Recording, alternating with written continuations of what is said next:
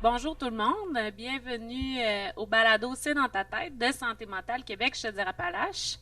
Donc, comme à tout podcast, pour ceux qui ne nous connaissent pas, que c'est la première fois, je vais prendre le temps d'expliquer un peu notre mission. Donc, nous, Santé mentale Québec, Chaudière-Appalaches, notre mission, c'est de promouvoir la bonne santé mentale et prévenir la détresse psychologique pour toute la population. Et justement, avec notre moyen, si on veut, d'éduquer la population, on a notre batterie des 7 astuces qui se trouve à être les 7 facteurs de protection en santé mentale. Et à chaque enregistrement de podcast, on prend toujours une des astuces en particulier, puis on va venir l'aborder, puis discuter c'est ça, de l'astuce en question. Et aujourd'hui, notre astuce du mois, c'est ressentir. Puis le slogan qu'on avait pour la campagne annuelle de Ressentir, c'était Ressentir, c'est recevoir un message. Comme quoi les émotions sont là, sont importantes dans notre vie, ils jouent un rôle essentiel, puis ils nous transmettent un message qu'il ne faut pas mettre de côté et négliger par rapport aux émotions. Donc c'est de ça aujourd'hui qu'on va parler avec Tactica. Bonjour les gars. Bonjour, bonjour. Salut Salut. tout le monde. Je vous laisserai vous présenter et présentez-vous individuellement aussi. Assurément. Je commence.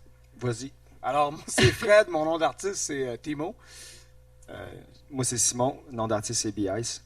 Donc, Tactica, c'est un groupe de hip-hop québécois qui existe depuis 1996. Donc, ça fait presque 30 ans qu'on fait de la musique.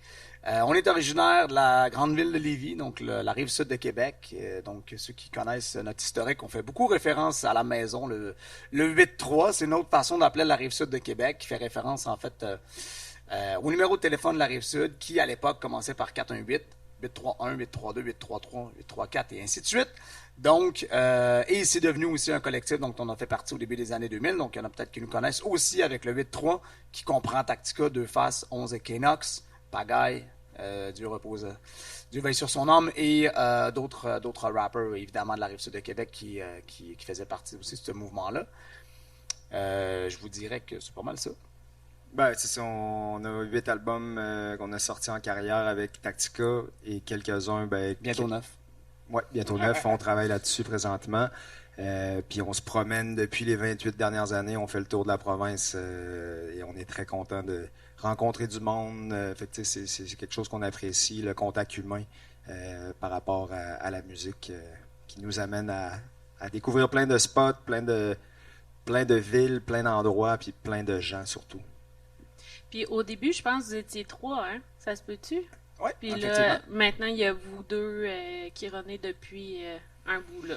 Exact. Salut Ben, qui Ouais. est à la maison. Ben, membre original de Tactica, donc qui un jour a décidé d'arrêter de faire de la musique, mais qui est encore très proche de nous. Puis des fois, on réussit à le ressortir pour venir faire Boulamite. une apparition surprise dans certains spectacles. Bon, parfait, parfait.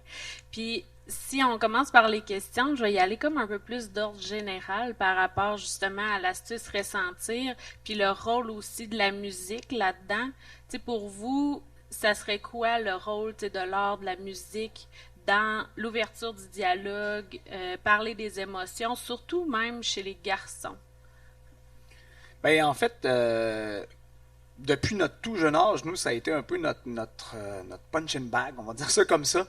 Ça a été vraiment une façon d'extérioriser soit des défis qu'on avait, des épreuves qu'on a rencontrées, des obstacles dans la vie, puis de donner son opinion aussi. Tu sais, des fois, c'est pas toujours évident de savoir comment le faire, de bien le faire, surtout quand tu es jeune.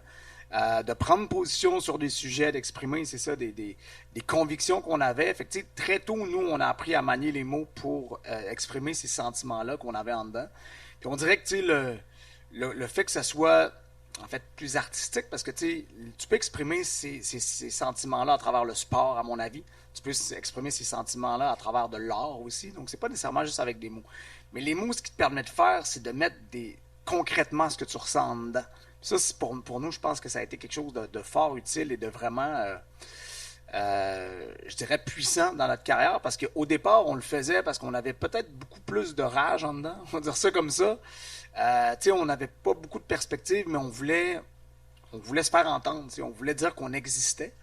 Puis, un jour, les mots sont devenus une façon de guérir des plaies par rapport à des épreuves ou des... En fait, on va sûrement en parler durant le podcast, mais fait, grosso modo, très jeune, nous, c'est devenu vraiment un vecteur pour transformer ce qu'on avait en dedans, puis de mettre des mots sur ce qu'on vivait, effectivement.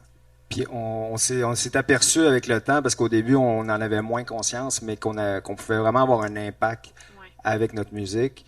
Puis le jour que tu comprends ça, ben là, tu te dis comment qu'on va s'en servir pour vraiment être constructif et être plus positif dans ce qu'on apporte sur la table. Oui, c'est ça, parce que plus ça va, plus vous êtes connu, justement. Fait que, tu sais, il y a peut-être un rôle à jouer en tant que figure publique par rapport à tout ça, la transmission de messages, puis, tu sais, comment vous le voyez, ça, cette espèce de rôle public-là, dans l'encouragement de la demande d'aide? Ben c'est ça, c'est que ça a évolué, parce que moi, je me souviens d'une discussion que j'avais eue avec une amie de mes parents, puis tu sais, on était en début de carrière, puis dans ce temps-là, on était plus comme enragés, puis tu sais, on parlait de notre réalité de fin d'adolescence, début d'âge adulte, puis qu'on voulait défoncer des portes, puis justement montrer qu'on existait, puis elle m'avait dit, hey, t'as vraiment une responsabilité, tu sais, par rapport à ce que tu dis, puis tout ça, puis moi, j'étais comme, non, tu sais, moi, je vais parler de ce que j'ai le goût, puis tu sais, je pense pas vraiment à ça, mais force est d'admettre qu'avec le temps, là, on l'a réalisé, puis par des chansons qui ont été marquantes. Une fois que tu réalises ça, tu peux comme pas revenir en arrière. C'est quelque chose après ça qui t'habite puis qui est présent. Je pense que c'est un choix artistique aussi. Là. Tu sais, Tactica, nous, on fait partie d'une branche d'artistes qui sont très impliqués socialement, au-delà de la musique. On fait partie de... On lance des campagnes de financement pour la prévention du suicide à chaque année. On fait des conférences dans les écoles, dans les prisons. On raconte notre histoire. Mais moi, je pense pas qu'un artiste est obligé de faire ça. Je pense qu'à un moment donné, c'est la vie qui t'amène à ce chemin-là puis à cet apprentissage-là. Puis comme Biaïs l'a dit, c'est que nous, on a vécu des choses, on les a mis sur papier, puis on s'est rendu compte qu'on pouvait changer le monde, notre petit monde à nous avec ces chansons-là. Puis c'est là où est-ce que tu réalises, hey, je peux avoir un impact. Mais il y a d'autres artistes qui ne font pas ça, puis je pense pas qu'on doit les juger pour ça. Je pense que c'est à chacun de prendre ses responsabilités. En même temps, nous, faire de la musique, pour ceux qui ne le savent pas, ben, on fait pas ça à temps plein. Là. C'est pas nos jobs à temps plein. On fait ça parce qu'on aime ça, parce qu'on a l'impression d'apporter quelque chose au monde extérieur, à notre société, puis on a l'impression de la rendre meilleure avec les messages qu'on passe. Fait que, nous, c'est plus un moteur, une énergie. Ça nous apporte quelque chose de positif dans nos vies. Puis, en même temps, il n'y a personne qui nous dit quoi faire. Autant que, quand Biaïs, au début, il disait, nous, on voulait personne nous dise quoi faire, mais il n'y a personne qui nous dit quoi faire aujourd'hui. Alors que quand tu es dans un contexte où tu es un artiste qui doit vendre des albums pour survivre ou pour vivre, ben là, tu dois suivre une recette, un cadre, il faut que tu essaies de jouer à la radio, il faut que tu sois ci, il faut que tu sois ça. Tactica, c'est pas ça. Tactica, c'est de l'authenticité brute, c'est des sentiments bruts, c'est de l'expérience brute. Puis nous autres, c'est ce qui nous anime, puis c'est ce qui fait qu'on est encore ici aujourd'hui. Là. C'est ça, il n'y a comme pas la pression de... de produire un album ou de jouer à la radio, il n'y a pas ça. C'est ça. Puis trouvez-vous, parce que, tu sais, le choix, justement, d'être plus dans le rap, c'est parce que c'était quelque chose qui vous intéressait fondamentalement, mais trouvez-vous qu'il y a une différence dans les styles? Parce que, il me semble, en écoutant de la musique, je trouve beaucoup que le rap, ça raconte beaucoup de vécu, tu sais, versus d'autres styles de musique. Ben, je pense encore que c'est un choix artistique parce que je pense aux Cowboys Fringants, entre autres, un groupe que j'apprécie énormément, qui font du genre de folklore, ish, rock-ish, ils ont touché à beaucoup de styles. Les Cowboys, je veux dire, ils étaient très populaires, mais à travers leur musique, ils passaient des messages extrêmement puissants. C'est vrai. Je pense qu'on a eu aussi des artistes qui ont pris position, Plume la Traverse, à travers le temps, là, qui ont pris le micro, puis c'était dans d'autres styles. Moi, je pense que il y a effectivement peut-être une racine dans le rap. Le rap vient d'un milieu difficile, dans les quartiers de New York défavorisés, où c'est devenu un moyen d'expression pour se sortir et surtout dénoncer ce qu'ils vivaient dans ces quartiers-là.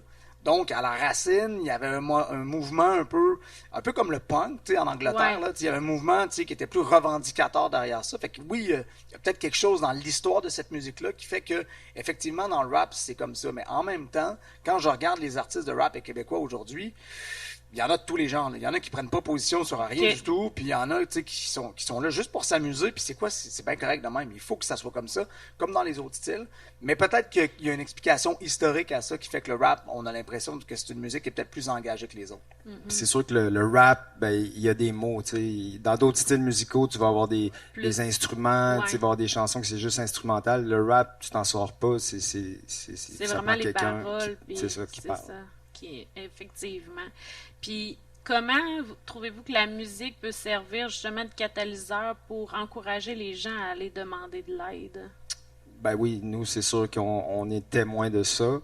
On a fait des chansons comme Désarmé jusqu'aux dents, qui est une chanson qui parle de personnes qui sont en détresse, justement, puis qui pourraient être tentées d'aller de commettre l'irréparable, d'aller vers le suicide. Cette chanson-là, ben, on a reçu des témoignages de gens qui nous disent que carrément, ça leur a sauvé la vie. Là, fait que on le sait que ça doit être valorisant de recevoir des messages comme ça, c'est le fun. Ben, c'est puissant, là. C'est sûr. Là, tu te dis, nous, c'est une idée qu'on a eue. Finalement, on l'a mis sur papier, on l'a enregistré, puis ça allait aider quelqu'un. Parce que, à la fin de cette chanson-là, on donnait le numéro 1866-APPEL, qui est un numéro de téléphone à la grandeur de la province de Québec que les gens peuvent appeler quand ils sont en détresse. Donc, clairement, à la fin, tu as ce numéro-là, puis il y a des gens qui décrochent le téléphone puis qui appellent parce qu'ils sont dans une passe difficile. L'autre chose, je pense que la musique, en général, c'est probablement un des langages les plus puissants et les plus universels qu'un humain. Peu importe tu habites quelle région du monde, la musique, c'est un langage qui est universel. Ça peut toucher n'importe qui, n'importe quand, avec des mots, avec des sentiments. Fait que c'est extrêmement puissant. Puis ton cerveau, je suis sûr que tout le monde dans la salle, c'est comme ça. Puis toi aussi, Emmanuel, il y a des moments dans ta vie que tu associes de la musique. C'est fort, là. Fait que, ben, c'est la même chose avec la possibilité d'influencer les gens. Si tu es capable d'associer un sentiment, une période de ta vie positive ou négative avec la musique, ben, tu es capable de te rendre jusqu'à... Mais ça, c'est un processus qui est long. Nous, ça a été long avant qu'on le comprenne, parce qu'au début, les gens ils s'identifiaient à nous pour certaines raisons. Puis à un moment donné, ils ont commencé à s'identifier à nous parce que on avait des messages qui étaient plus positifs et constructifs. Fait que, c'est pas nécessairement... je pense que tu peux le faire dans le sport. Le sport fait vivre des grandes émotions aux gens. Les gens, ils se reconnaissent à travers des sportifs. Je pense que tu peux le faire à travers la musique. Ben, c'est ça que ça permet, là. Fait que moi, je suis 100% convaincu qu'effectivement, c'est... Peu importe t'es où sur la Terre, la musique peut être un catalyseur pour influencer les gens. Des fois négativement, malheureusement, mais souvent positivement. Ben, le meilleur exemple, c'est que il y a une chanson qui va se mettre à jouer dans ton auto, tu écoutes de la musique, il y a une chanson qui est mélancolique. Tu allais bien, puis là, tu vas entendre cette chanson-là, puis là, tu vas filer triste. Ou le contraire, à un moment donné, tu veux filer plus happy, puis tu vas changer, tu vas aller chercher la musique que tu as besoin pour te sentir mieux. Là, c'est vrai. C'est rare qu'on met une musique full happy ou l'inverse, mettre une musique full down quand on est vraiment happy. Là. Effectivement. Puis, tu sais, il y a des choses aussi en particulier qui est arrivé qui a fait que vous vous êtes impliqué davantage vers ça, vers toute la prévention du suicide, puis toutes les conférences aussi que vous vous êtes mis à donner. Y a-t-il une raison en particulier? Ben, il y a plusieurs raisons. La première, pour la prévention du suicide, c'est que malheureusement, on a perdu des amis par suicide. Donc, on a perdu un ami au début des années 2000 qui était un artiste qui s'appelait Pagaille. Donc, ce décès-là nous a marqués. Et quelques années plus tard, on a décidé de faire la chanson qu'on parlait tantôt, le Désarmé jusqu'aux dents. Malheureusement, un autre de nos amis, puis qui était artiste lui aussi, quelques années plus tard, en 2015, s'est enlevé la vie lui aussi. Fait que, on a été vraiment touchés de près par ça. Puis une autre période charnière dans notre carrière, c'est en 2007, moi je suis rentré en cure de désintoxication. Okay. Puis tu sais, nous, dans notre musique, dans nos premiers albums, ben, tu sais, pas juste moi, là, mais on parlait de consommation, on parlait de faire la fête, l'alcool, la drogue, tout ça, c'était glorifié dans nos textes. Mais là, moi, de me ramasser en thérapie comme ça, je me suis questionné, est-ce que j'arrête carrément de faire de la musique? Parce que mon bagage musical contredisait carrément ma démarche. Là. Fait que j'ai vraiment eu un reality check, comme on peut dire en bon français. Là. Mais j'ai décidé de parler de cette expérience-là dans une chanson qui est sortie, qui s'appelle Désintox, qui est sortie sur l'album suivant, en 2008. Fait que ça a été vraiment comme un tournant dans notre carrière, parce que là, on s'est dit, ben, nos sujets, il va falloir que ça change si on veut continuer de faire de la musique, là, carrément. Là. Ben oui, parce que c'est ça, il y a quand même eu justement l'évolution, tu sais, avant versus maintenant, là. Fait que c'est comme une accumulation un peu de tout plein d'expériences qui a fait que vous avez décidé de... Puis aussi l'influence, comme on parlait, de que vous aviez de plus en plus, puis peut-être la maturité que vous avez eue de réaliser que vous aviez cette influence-là auprès des jeunes. Mais tu sais, la première chanson tu sais, qu'on a fait pour un ami qui est décédé, c'était en 2002, sur la suite logique. Tu sais, ça s'appelle 10 juin 2001 parce qu'on a perdu un ami dans un accident de voiture en revenant d'un spectacle. OK. Puis tu sais, ça a été la première fois qu'on le faisait, mais en même temps, comme tu dis, on réalisait pas. Mais on réalisait, en fait, il y a du monde qui venait nous voir, qui nous disait, hey, tu sais, ta chanson, elle me fait du bien, moi j'en ai perdu un ami. Mais tu sais, on n'était pas prêts, je pense, puis on n'était pas mature assez, je pense, on n'avait pas nécessairement la même expérience de vie. Puis quand Pagaille est décédé, ça s'est fait vite. Là. On a perdu Mike, on a perdu Pagaille. Il est arrivé plusieurs choses rapidement. Je pense oui, on rendait hommage à nos amis, mais c'était pas dans l'objectif de faire une différence. Ça a vraiment été justement, moi j'ai eu des enfants assez jeunes, donc à 25 ans, 27 ans, j'avais Victoria. Fait que, ça a comme été rapidement. Devenir père de famille aussi, ça te repositionne assez sévèrement dans la vie, dans tous les sens du terme, mais positivement. C'est-à-dire que c'est plus toi qui importe, là, ça te fait réaliser beaucoup de choses sur aussi qu'est-ce que je vais léguer. Est-ce que je veux léguer, la musique qu'on faisait au début des années 2000 où on n'avait pas d'attache, on n'avait peur de rien, on avait besoin de se sentir vivant, puis on flirtait toujours avec la limite, on poussait toujours la limite jusqu'à un peu plus loin.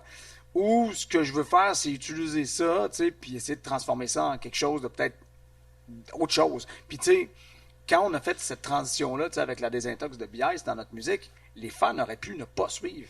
Ouais. Les gens auraient pu dire, hey, nous, on n'est pas rendu là, ça ne nous tente pas d'écouter ça. Puis, c'est ce qui est arrivé pour certaines personnes. On a eu des commentaires de monde, là, nous autres, on aimait mieux votre matériel d'avant, puis tout ça, mais on est allé chercher du nouveau monde aussi. Exact. Puis, on a eu souvent des commentaires de gens qui disaient, quand vous avez sorti des intox, moi, je n'étais pas rendu là dans ma vie, mais quelques années plus tard, j'ai réembarqué comme dans le bateau, puis là, ça me parle maintenant. Là, Oui, c'est ça. OK. Parce qu'au début, c'était peut-être plus pour vous faire du bien à vous, faire ces chansons-là, pour passer au travers des moments difficiles, puis par après, vous vous êtes rendu compte que ça en aidait plein d'autres. C'est ça. Au début, c'était plus axé sur nous et notre petit groupe restreint. On faisait de la musique pour notre gang, dans le fond, notre gang de chums, là, surtout. Là, on pensait à eux là, quand on faisait notre musique. Puis par après, ça a ouvert les horizons là, beaucoup plus larges. Là. C'est plus dans la façon d'aborder la musique, c'est philosophique. Là. De se dire, comme Bias l'a dit en 2008, on s'est posé une question philosophique. Là. Qu'est-ce qu'on fait de notre musique? Qu'est-ce qu'on veut en faire? Là? Puis tout ça vient influencer chaque chanson, chaque ligne qu'on va écrire dans une chanson, finalement. Parce qu'on veut, on veut être du côté sombre de la force, on veut essayer d'être du côté lumineux. Là, c'est un peu ça quand même, là, les chansons qu'on a commencé à écrire à partir de ce moment-là. C'est juste que Désarmé jusqu'aux dents, on l'a fait dans un contexte où c'était la première fois où les gens, la façon que ça s'est fait, c'est que ma belle-mère travaillait au Centre de prévention du suicide de Québec, puis ils organisaient une campagne de financement, puis ils sont venus nous voir, ma belle-mère, elle me disait, j'en ai parlé avec Sylvie, la présidente, puis vous avez un impact sur les gens, il y a beaucoup de monde qui vous écoute, ça vous tente-tu d'essayer de faire quelque chose avec nous? Fait que moi, on s'est assis, moi puis Bias, on va produire une chanson. C'est la première fois qu'on se disait, on va produire une chanson pour une cause. Dans tel but. Ouais, c'est ça. D'habitude, nous, c'est comme go with the flow. Là, on suit notre instinct, on suit ce qui nous inspire. Puis c'est là que cette chanson-là a changé notre façon de voir la musique, puis ça a changé notre carrière aussi, parce que c'est une des plus populaires qu'on a écrites. Mais fait que, tout ça est arrivé un peu dans le même temps. Là. 2008, 2009, 2010, là, après ça, ça a changé la philosophie. Déclenché exactement. Un autre. OK. Puis, y a-tu justement des implications dans lesquelles que vous êtes plus particulièrement fiers ou point de vue justement prévention du suicide ou n'importe quelle autre situation?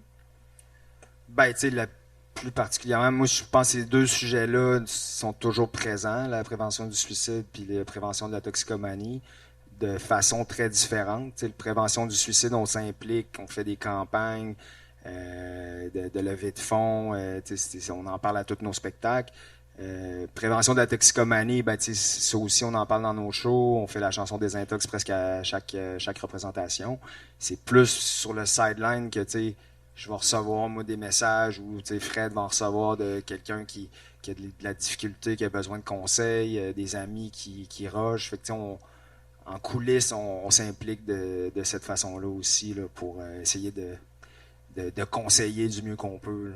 Okay. Je pense aussi que pour ceux qui n'a jamais malheureusement donné notre conférence publiquement, donc c'est souvent dans des environnements fermés, donc soit dans des centres jeunesse, soit dans des centres de détention, soit dans des classes, soit dans des maisons de jeunes. Fait que là, il y a des gens qui ne connaissent pas la référence que je veux faire, mais souvent, nous, ce qui arrive, c'est que on arrive des fois devant des tannants. Là. Ouais. Du monde qui sont en prison, je ne sais pas si vous le savez, mais ils ont vécu, puis c'est des gars de Tactica qui débarquent, ou dans les centres jeunesse, des plus jeunes qui ne nous connaissent pas, ou dans des classes un peu plus difficiles, c'est quiet. Là.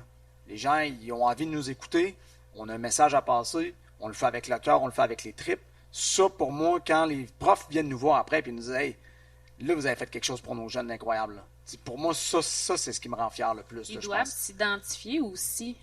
À vous, votre vécu avant, puis votre cheminement de résilience aussi par rapport à toutes les épreuves que vous avez vécues. Là. Ben, c'est dire que, je veux dire, c'est possible de transformer quelque chose de négatif. Ce qu'on dit souvent, c'est que ce qui est arrivé hier définit pas la personne que tu vas devenir demain. Puis ce qui est important, c'est pas ce qui arrive, c'est ce que tu fais avec ce qui arrive. C'est ça que nous, on a fait. Là. La vie, là, elle te donne pas juste des as puis des jokers. Là. Des fois, elle te donne des 2 puis tu pars de loin. Là, tu comprends? Fait qu'il faut que tu fasses avec les cartes que tu as dans les mains. Puis des fois, ça te permet d'avancer, mais c'est juste de la persévérance. Puis c'est ce qu'on va raconter, en fait, à travers différentes épreuves, comme justement la prévention du suicide. Mais nous, c'est notre histoire, c'est notre vie. Je veux dire, on peut pas faker ça. Là. Fait après ça, si les gens, eux autres, ils décident d'écouter ce qu'on a à leur dire, puis on était capable de changer la vie d'un jeune, on a rencontré un à Obedjuan qu'on avait rencontré au centre jeunesse à Val-d'Or, qui est revenu, il est venu nous voir, les gars, merci, ça m'a vraiment fait du bien quand j'étais. C'est le fun. Là. Puis ça veut dire que on peut avoir un impact sur les gens, puis on parle de détresse, ça fait partie de ce que les gens vont traverser là, dans ces moments plus difficiles-là. Mais si nous, on est capable, deux gars, deux rappers de la Rive-Sud de Québec qui n'ont aucune formation là-dedans, d'être capable de changer la patente, ben je suis désolé, mais c'est possible. Là. Fait que là, après ça, comment le système s'adapte, il y a des gens comme vous qui essaient de faire de la prévention, qui essaient pas, vous réussissez très bien, à faire de l'éducation et de la prévention. Mais ce que je veux dire, c'est que ça veut dire que c'est possible. Puis ça, c'est un message qu'on n'entend pas souvent dans la société aujourd'hui. C'est très négatif ce qu'on voit, les réseaux sociaux, ce qu'on entend dans les nouvelles, ce qu'on lit sur notre fil Facebook. C'est tout le temps du négatif. C'est le fun des fois d'entendre des histoires positives. Là. Mm-hmm. C'est comment vos expériences de vie aussi ont influencé votre écriture en général? Ben, je dirais que le rap à la base, c'est probablement une des musiques qui est le plus influencée par ce que l'artiste vit. C'est-à-dire que les artistes pop, eux, souvent, ils ont des auteurs qui vont écrire pour eux. Souvent, ils sont juste des interprètes. Des fois, s'ils décident d'écrire ce qu'ils veulent, ils vont essayer de suivre la recette de country, là, des ballades d'amour et tout ça.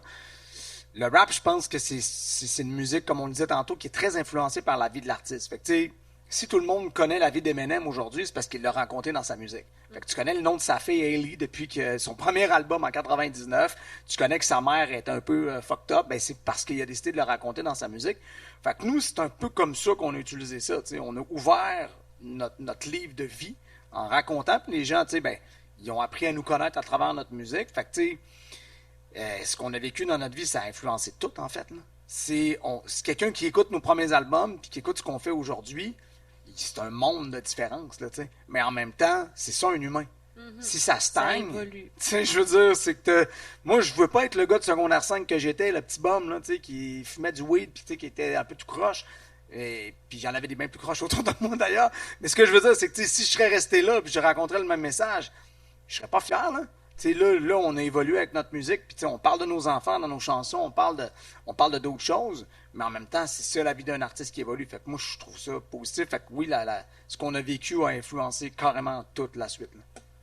Puis justement, par rapport à vos enfants, comment ils voient ça ou quand ils entendent des chansons que ça parle d'eux? Je trouve ça pourri. Non, c'est pas vrai, c'est pas vrai. Non, nos enfants, je pense, toi c'est pareil, là, mais nos enfants suivent ça d'assez près, puis surtout comme ma fille, moi, elle vient souvent dans les vidéoclips, puis même dans les spectacles. Ah, papa, je vais-tu pouvoir monter à soir? Fait que, tu sais, elle triple là-dessus, là, tu sais, elle show off un peu. Ok. Malgré qu'elle est super timide dans la vie, mais on dirait que quand c'est par rapport à la musique, dans les vidéos, elle va se pointer, puis elle veut poser. Sur des stages devant 7000 personnes au Ouais. festival, là. Elle voulait y aller, là. Mais est-ce qu'elle se lance dans la musique ou non? Ben, elle est très artistique, elle joue de la guitare, elle a déjà fait des petits freestyles sur Facebook dans le temps Des de la TikTok qui ont COVID. fait des centaines de milliers de views. Fait que, tu sais, elle s'est pas lancée comme telle, mais tu sais, je serais pas surpris qu'à un moment donné, elle fasse de quoi, là. Ado? Es-tu ado? Elle a 11 ans. 11 ans? Ouais. OK. Et moi, mes enfants à la maison, les deux plus vieux, sont vraiment canalisés dans le sport. Tu sais, je disais tantôt que pour Ouais. moi, il y a des chemins à suivre dans la vie. Tu sais, nous, ça rentrait dans les détails, tu sais, on a des chums, tu sais, ça n'a pas toujours été facile, le chemin de vie, là. Tu sais, moi, je trouve que le sport, l'art, tu sais, la musique, tout ça, c'est des chemins qui t'amènent à te canaliser puis à te discipliner dans quelque chose. Fait que moi, mes deux plus vieux ne sont pas du tout artistiques. Ma plus jeune, Ophélie, peut-être un petit peu plus. Mais moi, je force rien, là, tu sais. Je veux qu'ils trouvent leur voie à eux, puis l'important, c'est qu'ils soient heureux avec ça. Mais c'est sûr que, tu sais, ils connaissent très bien notre parcours, ils ont vu les spectacles, tu sais, ils suivent notre carrière depuis le début, puis tu sais, Ils ont déjà chanté sur une de nos chansons. effectivement. Ouais. En spectacle? Sauf Romain, lui, il voulait rien savoir. Mon plus vieux, il était comme... En spectacle, c'est un joueur l'a- de football, tu comprends, là? C'était pas ça, là. On l'a enregistré sur album, puis on l'a fait une fois, je pense, en show. À l'Anglicane, à Ouais. l'ABC, ouais. Ah ouais. Ah, c'est cute. Puis, dans tout votre bagage de vie aussi, avez-vous des exemples à donner de qu'est-ce qui a pu influencer toute votre gestion des émotions, votre manière de les vivre? Y a-t-il quelque chose à voir avec l'éducation que vous avez reçue ou bien toute votre génération aussi? Ben, ça, encore une fois, je pense que ça a beaucoup évolué, là. Tu sais, les émotions qu'on avait à 20 ans, ben, c'était surtout de la colère qu'on exprimait. Moi, j'étais un gars, tu sais, de base, peut-être un peu impulsif dans la vie, là. Fait que, tu sais, Un peu beaucoup. Ouais, puis tu sais, un peu anxieux aussi. Fait que, tu sais, la gestion des émotions, moi, c'était pas évident, là. Surtout quand tu mélangeais ça avec l'alcool, puis la dope, puis tout ça. Tu sais, j'étais un gars qui était super friendly, puis tout ça, mais tu sais, l'injustice, moi, ça venait me chercher, puis tu sais, quelqu'un qui venait qui me manquait de respect, moi, c'était quelque chose que j'étais capable de dealer avec ça intelligemment, disons. Fait que ça, j'ai appris, là. Tu sais, j'ai appris que à un moment donné, il faut pas que tu te laisses dérailler de ton chemin à moindre petite frustration, puis tout ça, puis que, tu sais, il y a un big picture en arrière que, tu sais, la liberté, puis il y a des lois, puis tu sais, il y a des choses qu'il faut que tu sois enligné dans la vie, puis c'est facile de se mettre dans le trouble, tu sais. Fait que gérer les émotions, c'est important. Parce que si t'es pas capable, t'apprends pas, ben on le voit, puis tu sais, on en a dans notre entourage là, qui se ramassent en prison ou qui font des affaires qu'il faut pas. Fait que c'est ça. Fait que c'est ça. C'est évolutif, je te dirais. Là, quelque chose qu'on partage dans les conférences qui est, à mon avis, super important par rapport à la gestion des émotions, c'est que, puis tu faisais référence aux gars tantôt, ce qu'on partage, en fait, c'est que notre génération, à nous, en tant que gars, on a grandi dans une génération où si t'as mal ou t'as une faiblesse, chut, faut pas que t'en parles. Parce que les autres vont utiliser ça contre toi pour te taper dessus ou utiliser ça comme une faiblesse.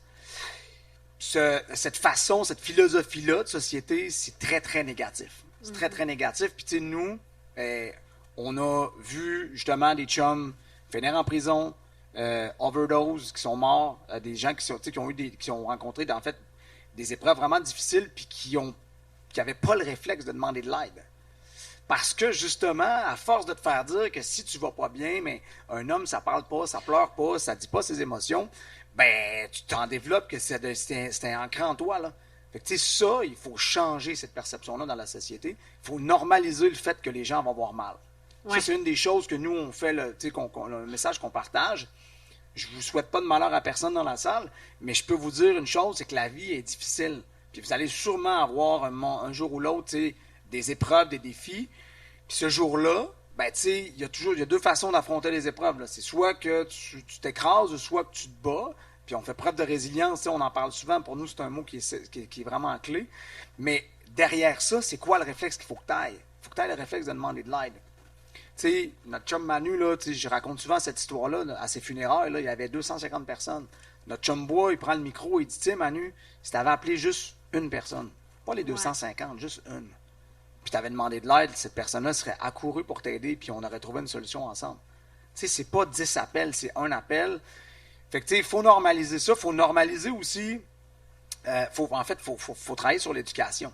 Tu sais, nous, au début des années 2000, quand Pagaille est parti, ben, le 1866 appel, ça n'existait pas. Puis les réseaux santé mentale, ben là, ça existait depuis 30 ans. Mais, tu sais, c'était pas très connu, là. Puis il n'y avait pas de promotion de ça. Aujourd'hui, tu sais, le 1866 appel existe, le suicide.ca, le texto 53 53 53. Il y a plein de ressources pour encadrer les jeunes. Fait que je pense qu'on s'en va dans la bonne direction, pour vrai, pour aider les jeunes à gérer leurs émotions. Moi, je vois mes enfants aujourd'hui, je trouve qu'ils les gèrent mieux que nous autres. En tout cas, notre gang de chums à nous qui était un peu...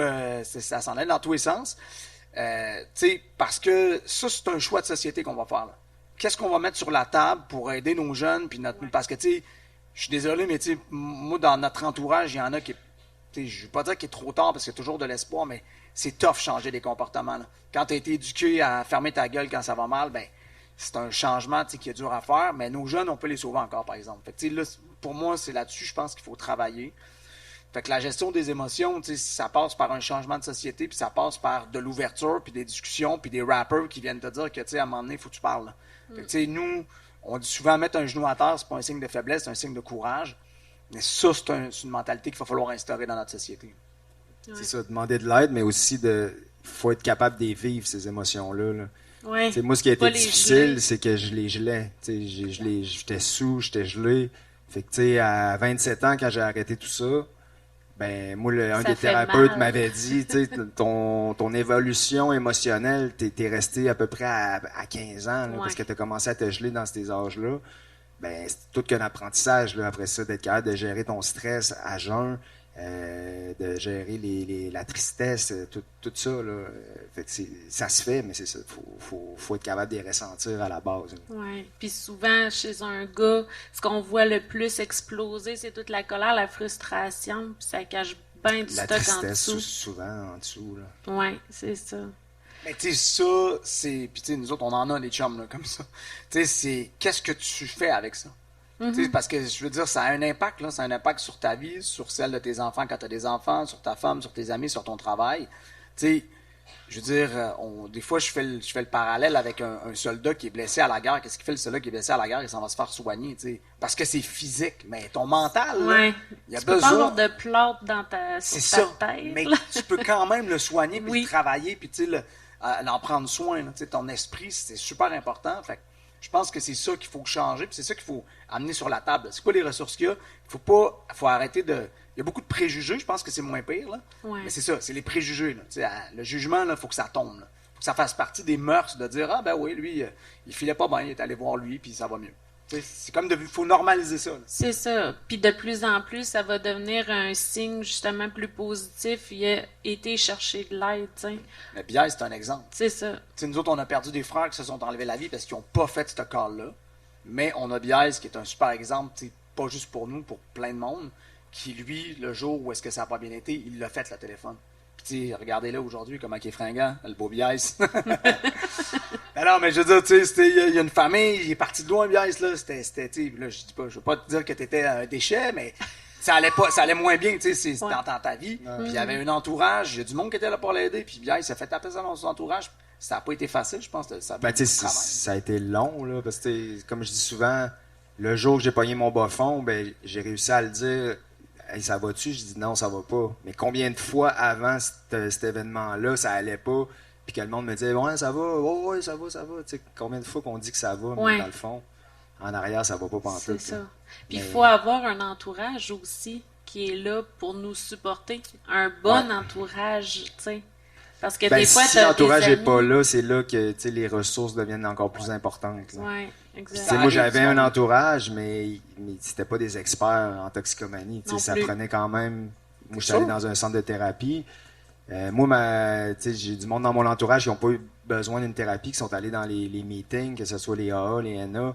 Il y a plein de choses comme ça pour la toxicomanie qui peuvent aider. Il faut juste être prêt, par exemple, à faire les moves. Parce que souvent, moi, il y a du monde qui me contacte. Ouais, comment tu as fait, toi? C'est quoi ta recette? Moi, je leur explique. J'ai dit, moi, mon gros problème, c'était la drogue. C'était la drogue dure, c'est la cocaïne, le weed, tout ça.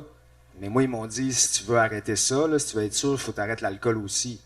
Mais je les ai écoutés. Mais moi, souvent, quand les gens me demandent comment t'as fait, puis que là, je leur parle de, arrête l'alcool aussi. Ah, ben non, mais moi, l'alcool, c'est pas vraiment mon problème. Écoute, tu veux savoir la recette, je te la donne. Si tu veux pas l'appliquer, rendu là, bonne chance, mais malheureusement, je pense qu'il y a moins de... Je te dis pas que c'est impossible, mais c'est ça. Ça peut être un déclencheur, mettons. Ben, c'est parce que quand t'es sous... C'est ça, depuis vraiment le jugement. La volonté est moins forte. Oui, exact. OK. Il faut être prêt à faire des gros moves. Quand t'as des gros problèmes, ben, il faut faire des gros changements. Mais c'est ça, il y en a qui sont bien entourés, qui s'y connaissent peut-être pas beaucoup, puis qui vont aller chercher des ressources externes, mais il y en a aussi qui sont vraiment mal entourés. Fait qu'il y a quand même un ménage aussi à faire, veut pas, dans les liens qu'on peut avoir autour de soi. Mais tu sais, moi, je te dirais, quand j'ai arrêté, mes amis, c'est du monde en or puis tout ça, mais il y a du monde, j'ai pas eu le choix de me distancer. Ouais. Je les ai pas barrés, puis tu sais, t'es un site. Non, c'est des chums pour la vie, mais il a fallu que c'est ça, encore là, que je fasse des changements à mes habitudes. Là. J'avais pas le choix, puis je me suis éclipsé pendant un certain temps, le temps de me reconstruire. Oui, parce que faire des shows, maintenant, c'est-tu dur? Ben, au début, ça a été dur. Parce que moi, tu sais, monter sur une scène, c'est pas que je me pétais la face, là, tant que ça, avant un show, mais je prenais une coupe de bière, tu sais. J'avais toutes mes habitudes là, à changer. Là. Fait que là, monter à fret sur un stage sans rien, là, les premiers shows, là, c'était spécial. Là. Je me sentais... Puis aussi après, là. Tu sais, combien de fois, des fois, ils me disaient, là, OK, Fred, on s'en va, là. Parce que là, tu sais, c'est comme, on reste, on prend un verre, hey, je vais t'offrir un shooter, hey, l'autre, il arrive avec un sachet, t'es comme, hey, t'as pas eu le wow, ça va trop vite, là. C'est comme nous autres, on sac notre candidate, là, tu sais. Parce qu'on avait créé un espèce d'aura autour de notre musique au départ qui était plus ça. Là, ça arrive moins, je pense, là. Tu sais, à un moment donné, on vieillit, on va aller se coucher après le show. Mais ce que je veux dire, c'est que, tu sais, il y a quand même cette partie-là aussi d'après le show qu'il y avait quand même du plaisir, là. Ouais, puis c'est ça, fallait que je m'écoute beaucoup, puis tu sais, je pense que Fred était là pour moi parce qu'il aurait pu dire ah non, on reste. Non, moi je disais là, c'est le temps de partir, on partait, puis fait que les premières années, ça a été beaucoup d'adaptation. Là aujourd'hui, c'est sûr, je suis plus solide, ça vient moins me chercher, j'ai plus ces tentations-là, tu sais, l'obsession est plus là comme au départ, fait que tu sais, je suis capable de rester dans un party, tu sais, en fin de semaine, on était tous dans un chalet, on s'est couché à 3-4 heures du matin. Il y a du monde qui boit, il y a du monde qui se fume un petit joint à gauche, à droite. Ça vient pas me chercher là, autant. Mais si c'était encore le cas, ben je serais pas là. Tu irais juste pas. C'est ça. Puis toi, est-ce que t'es encore... est-ce que t'es sub comme... Non, je suis pas sub, mais en fait, tu sais, j'ai jamais de problématique. Okay. Moi, j'étais le genre de gars qui allait se coucher. Puis qui ramassait ce gars-là le lendemain matin qui avait pas dormi. Fait que mais tu sais, je sais pas, j'avais pas ce tempérament-là, moi. Tu sais, moi, quand le soleil ça commence à se lever, moi j'allais me coucher là, c'était automatique. Fait que j'étais plus focus sur la musique, ma carrière, tu sais, mais eux autres ils me respectaient pour ce que je faisais. Fait que tu sais, il y avait pas de jugement. Ouais, on se foutait un peu de sa gueule. Bon, c'est arrivé à quelques repas. Pourquoi tu vas te coucher? Voyons donc. Mais je vais me coucher parce que c'est ça. Je vais pas finir ici que ça finit plus. Fait que, tu sais, moi, j'ai pas développé ça, mais tu sais, en fait, j'ai quand même beaucoup appris là-dedans. Tu sais, parce que moi, quand Biais est sorti de thérapie, justement, tu sais, c'était, mais là, on va prendre une bière. Non, tu comprends pas, là. Mais comment ça? C'est comme exactement comme Biais disait. C'est pas ça ton problème, c'est l'autre affaire. Ben non, moi, je suis OK. Fait que, tu sais, c'est un reality check. Au début, c'est de s'adapter aussi sur ta consommation. Là, je bois-tu quand Biais est là? Je bois-tu pas? Là, à un moment donné, tu prends, on détermine un peu notre... Mais c'est aussi...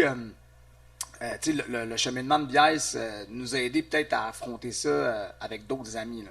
Ou est-ce que là, ça allait moins bien, puis là, tu te dis, OK, comment qu'on gère ça? Tu sais, c'est quoi, qu'est-ce qui est important de dire? Qu'est-ce que tu dois faire? Qu'est-ce que tu dois pas faire? Fait que, moi, c'était plus dans ce sens-là. Fait que, mais tu sais, la toxicomanie, c'est quand même particulier. Puis la dépendance en général. En général, ouais. Quand tu t'englobes ça, parce que oui, il y a la toxicomanie, mais de la dépendance, il y en a au jeu, il y en a à d'autres, il y en a à d'autres choses. Là. Aux réseaux sociaux. Puis tu te rends compte que, tu sais, je suis peut-être dépendant de quelque chose, je le sais pas, là. Puis il y a peut-être d'autres mondes dans la salle aussi. Fait que, tu sais, faut que tu mettes ça dans une bulle plus large. Ça te force à faire une introspection envers toi-même, tu sais. J'ai-tu un problème, tu sais? Puis surtout, est-ce que je vis bien avec ma consommation? Parce que, tu sais, c'est un peu ça aussi à la fin de la journée. Tu sais, comme Biais dit souvent, tu sais, de l'alcool, là, il y en a à tous les coins de rue. Dans tous les dépanneurs que tu rentres, il y a une caisse de bière. Tu sais, ce gars-là, il sort de thérapie, confronté à ça. Je mène nos chapeaux. Plus que ça, c'est socialement. Ouais. Quelqu'un qui arrête de boire de l'alcool est très, très mal reçu. Va se faire dire des choses. Voyons, c'est pas si grave. Voyons, il n'y a rien là. Après 5 ans, tu serais correct. Prends une petite coupe. On dirait qu'il y a du monde qui sont comme pas capables de concevoir. C'est ça, la vie sans ça. Fait que c'est là que tu vois que c'est très, très, très ancré. Tu te fais plus poser de questions quand tu arrêtes de boire que quand tu bois. Sur ta consommation. Ouais. C'est fou, là. Quelqu'un qui boit trop, on va se le dire, hey, c'est même trop bien à soir. Quelqu'un qui boit pas, hey man, ça va-tu? C'est comme, hey, quoi, boire de la sans-alcool, capotez pas là, il me semble, c'est normal, tu sais. Il y a quand même un changement de mentalité à faire là-dessus aussi. Je pense que ça serait plus normal d'aller s'asseoir avec la personne qui boit trop que la personne qui boit pas. On s'entend, là? Effectivement. Ben, surtout que, tu sais, l'alcool, personnellement, à comparer, tu sais, je veux pas commencer à faire un débat là-dessus, là, mais tu sais, quelqu'un qui fume son petit joint, je te dis pas que c'est bon, mais va sûrement moins se mettre dans le trouble que quelqu'un qui est sa grosse dérape sous l'alcool à tout bout de champ. En état d'ébriété, là, le monde devient plus agressif. En tout cas, on le sait tous, là, on a tous déjà vu des exemples. Ça affecte ton... Ouais, c'est ça. Moi, je trouve que l'alcool est beaucoup trop présent dans la société d'aujourd'hui. Là. Mais c'est le pire problème de dépendance. Aussi, puis tu sais, c'est très dur. C'est quand légal. Quand t'es vraiment alcoolique chronique, là, arrêter l'alcool, il faut que tu sois suivi médicalement. Dur, ouais. Tu peux pas arrêter de même en claquant des doigts. Là, ton corps va lâcher. Là. Effectivement. Puis, tu sais, tout l'aspect résilience, on en a parlé beaucoup tantôt, là. Tu sais, ça prend une grande place aussi dans votre musique, là. Je sais pas si vous pouvez m'en parler un peu de ça, de cet aspect-là. Ben, tu sais, je pense que les gens qui nous écoutent, notre musique, c'est pas juste ça.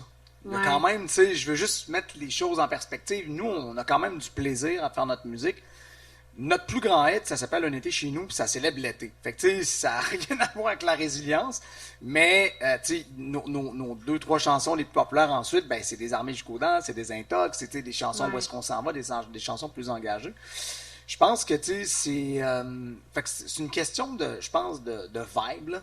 Tu sais, nous, on veut pas être trop lourd non plus. Tu sais, l'album Résilient là, qu'on a sorti en 2015, qui correspondait très bien à ce qu'on vivait, puis Manu venait de s'enlever la vie, tu sais, quelques semaines avant qu'on le sorte. C'est un album qui est très, quand même sombre. Ben, très, très personnel, mais quand même sombre. Où est-ce qu'on abordait, tu sais, puis je trouvais... Il est chargé. Il est chargé en émotion. Ouais, exactement, c'est ça. Pas sombre, t'as raison, chargé en émotion. Ça peut devenir lourd aussi, parce que, tu sais, même moi, quand je réécoute certaines chansons, tu sais, j'ai le menton dans la gorge, parce que je me dis, OK, on est allé deep là-dedans, là. Ça nous a fait du bien de le faire. C'était correct qu'on le fasse. Mais la musique, ça peut pas toujours être ça, sinon, à chaque fois que tu vas écouter du Tactiva, tu te mets à brailler, là. Tu sais, c'est comme... Fait que la résilience, je pense qu'il y a quelque chose de... Oui, il y a quelque chose d'important à passer, mais c'est aussi du positif. Ça, c'est important de parler de nos réussites aujourd'hui. Tu sais, aujourd'hui, on a 44 ans, on a des enfants, on a des business. Tu sais, nous autres, on a acheté la maison de disques qui a vu naître Tactico au début des années 2000. On est propriétaire maintenant en partie du boucan sur la Rive-Sud. Tu sais, on est des investisseurs, tu sais, on est des hommes d'affaires. Fait que je pense que c'est aussi l'histoire qui entoure la musique qui est importante.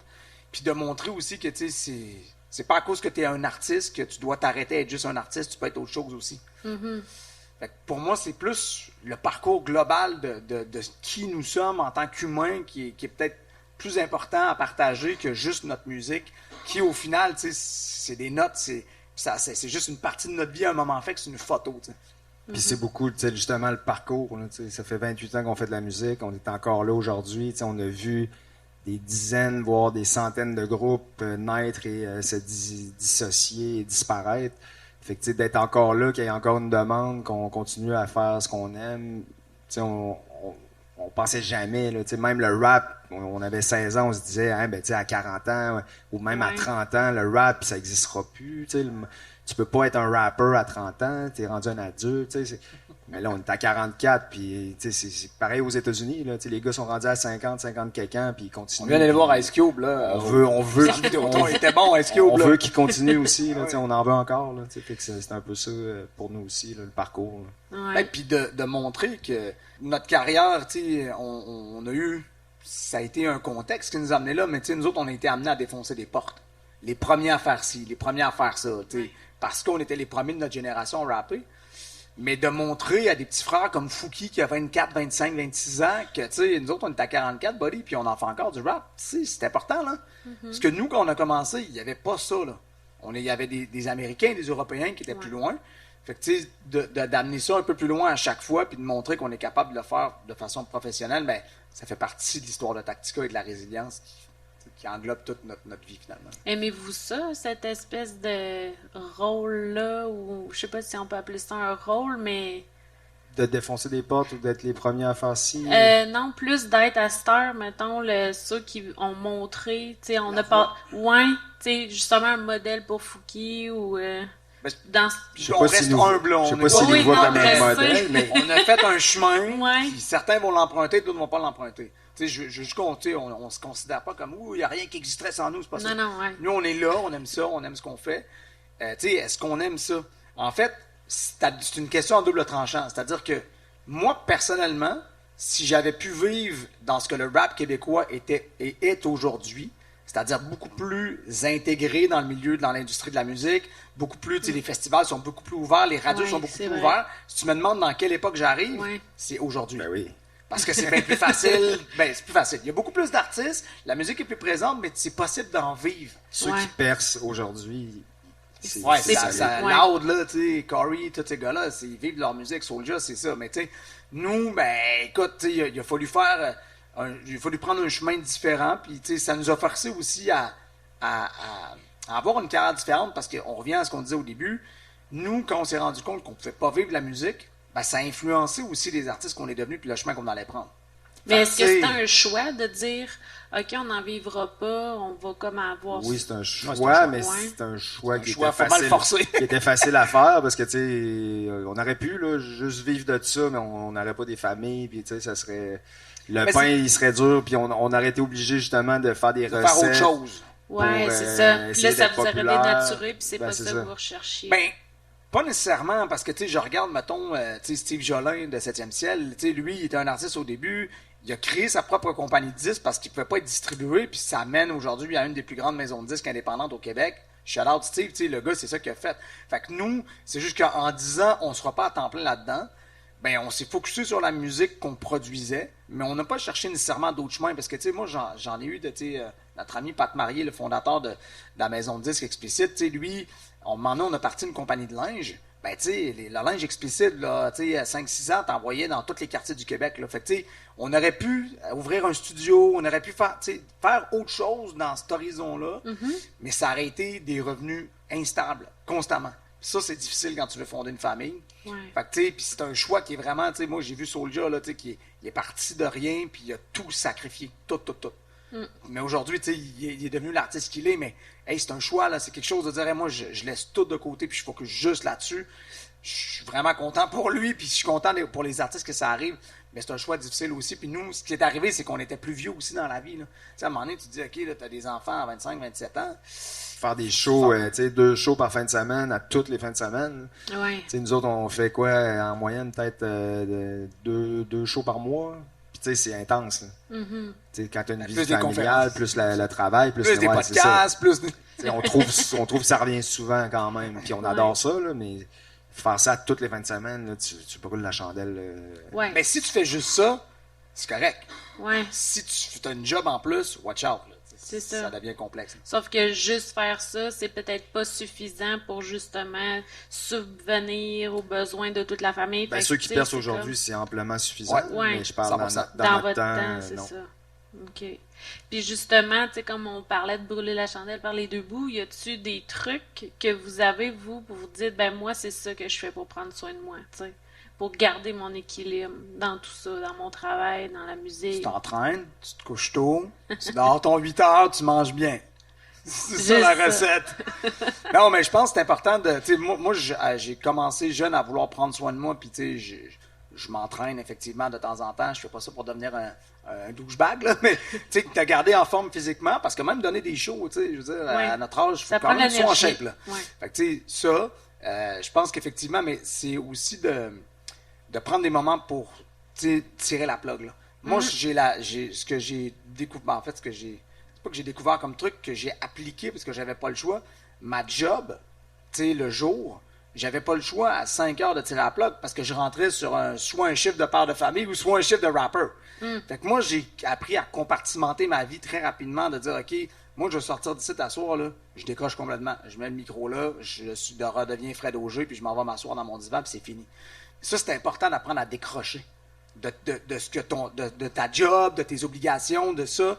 Puis même affaire pour ton rôle de père de famille ou de mère de famille, il faut que tu apprennes à décrocher quelque part. Fait que, tu sais, à un moment donné, il faut que tu traces des lignes dans ta vie, il faut que tu compartimentes. Là. En tout cas, moi, c'est un truc que j'applique qui fonctionne très bien. Puis, Tire la plug, tu sais. c'est ça. Mais ça fait partie de ton mindset. Tu sais, comment Ouais. tu fais pour dire je tire la plug? C'est juste ton mindset. Ben, que- moi, mon cerveau, il a été conditionné à ça. J'avais Ok. pas le choix. Ouais. À 5 heures, là, moi, j'embarquais sur une autre chose, puis là, c'est comme, OK, j'ai plus le temps de penser à ça, je suis rendu là. Fait que, tu sais, moi, c'était comme ça que je le faisais. Est-ce que j'ai. Le seul truc que, tu sais, moi, j'utilise, c'est Dropbox. Non, c'est pas vrai. C'est parce que moi, j'ai beaucoup de choses dans ma tête, parce que je gère beaucoup de choses dans ma vie. Hein. Tu sais, il a fallu que j'organise ma vie, que je la Ouais. compartimente et que je l'organise. Fait que pour ça, il te faut des outils.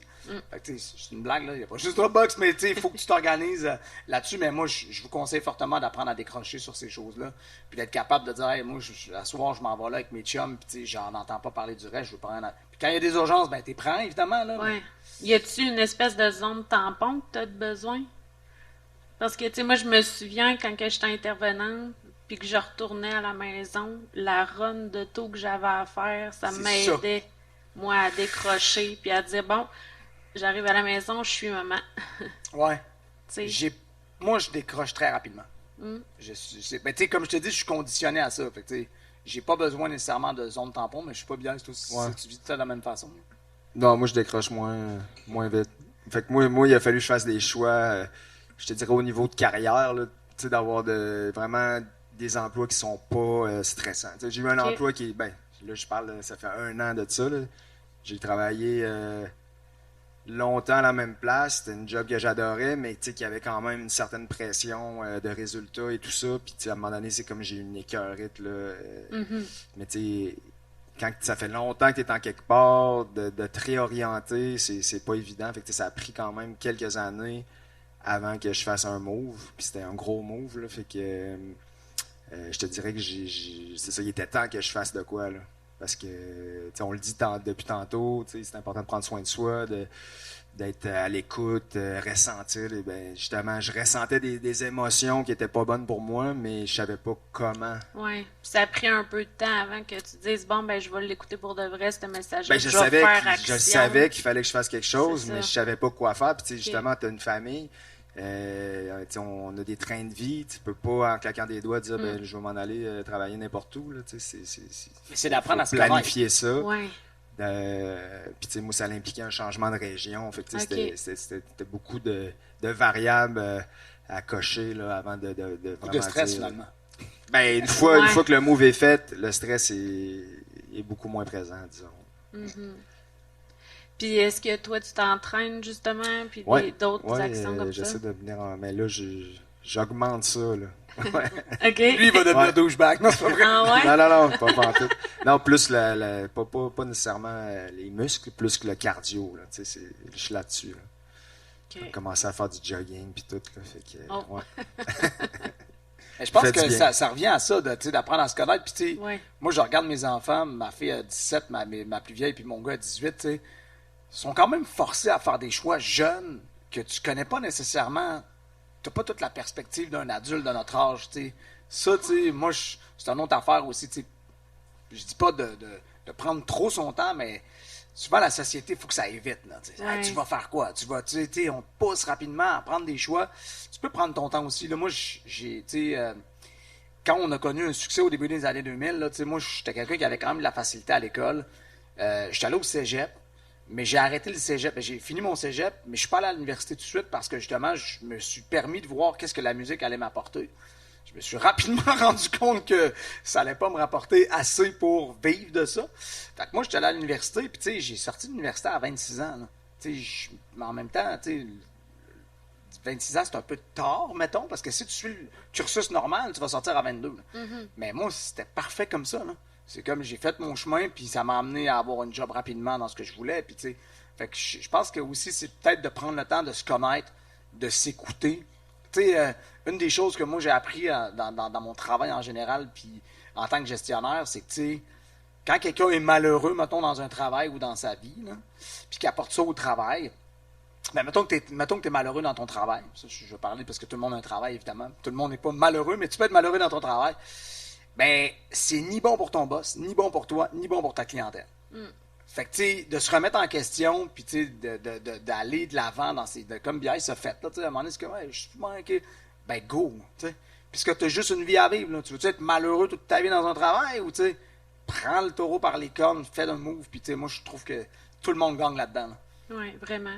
Parce qu'apprendre à se connaître, il faut quand même apprendre à se connaître vite et jeune, tu sais. Souvent, le choix vers, vers quoi, 15, 16 ans, 18, là, à cause des maths fortes, en vue d'aller au cégep, en vue, tu sais, c'est quand même assez tôt. Puis, Mais c'est ça. Ça, c'est pour le parcours normal, mais tu peux le refaire plus tard. Plus tard, si jamais c'est ça. tu avais pris maths faibles, Mais- puis finalement tu te rends compte que ça te les prend, ben, c'est juste que c'est ça. faut sentir aussi que c'est correct, même si c'est plus tard.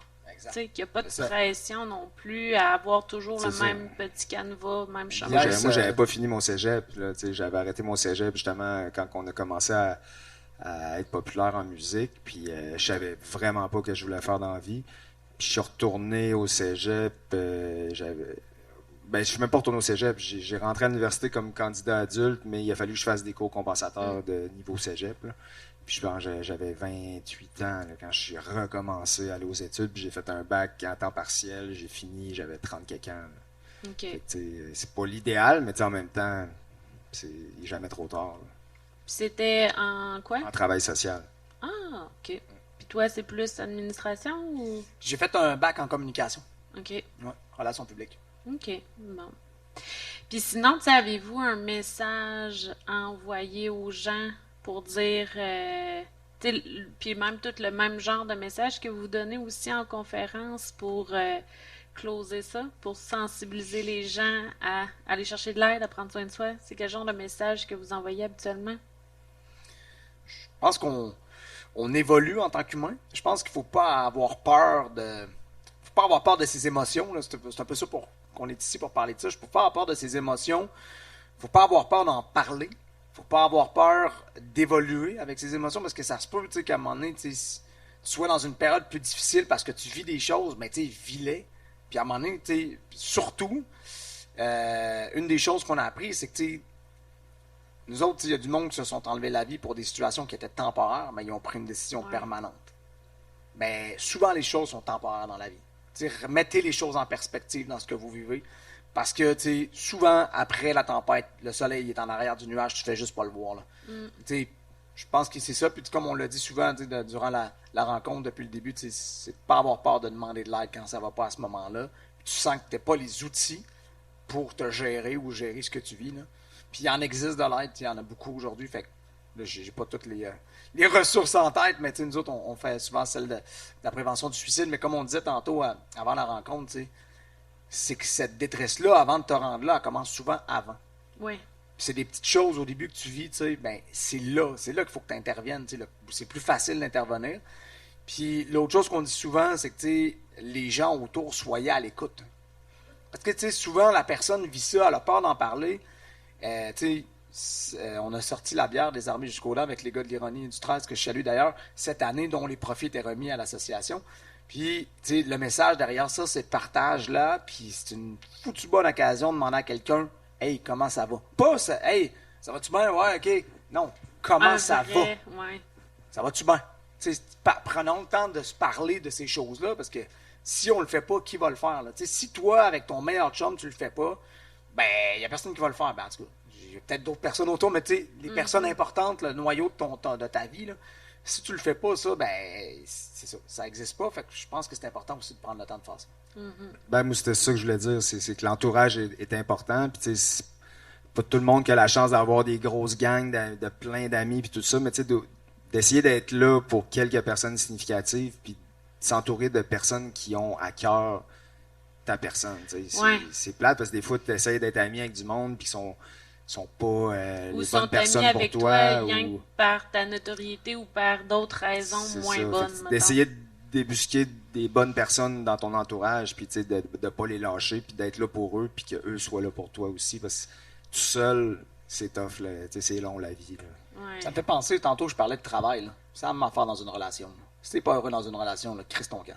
Je veux dire, excusez-moi, là, mais tu sais, pourquoi perdre du temps, de l'énergie dans quelque chose qui fonctionne pas? Mais le temps, c'est la seule ressource qui reviendra jamais. Là. Exact. Mais c'est plus, tu sais, des fois, ça vaut la peine de travailler. Là. Je dis pas de sacrer votre camp encore s'asseoir, parce que ça va mal avec votre chum. Ce que je veux dire, c'est que si vous sentez que ça marchera jamais, là, il y a des gens qui s'empêtent là-dedans, mais c'est comme, tu sais, dans un travail que t'aimes pas, dans une relation que t'aimes pas, ça peut être une amitié aussi qui est malsaine. Tu sais, moi, ça, là, tu sais, moi, une des choses que j'ai appris dans ma vie, c'est à me défaire de tout ce qui est négatif. Tu sais, s'il y a quelque chose de négatif autour de moi, une personne, ah ouais, toi, même tu vois ça, on voit pas les mêmes choses de la même façon, tu me juges sur des affaires, hey, too bad, c'est pas grave, man, on n'est pas moins amis, vis ta vie, je vis la mienne, chaque mon camp. Je pense que ça, c'est un bon apprentissage aussi, de pas investir de l'énergie sur des gens, des choses qui n'en valent pas la peine. Ben, merci. Ben, de rien.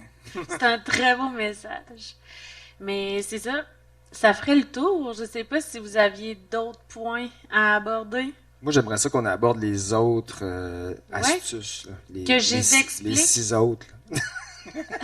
Là, on a fait 1 heure sur la première, on va faire 7 heures sur les autres. Fait que prenez du café, on en a pour un petit bout.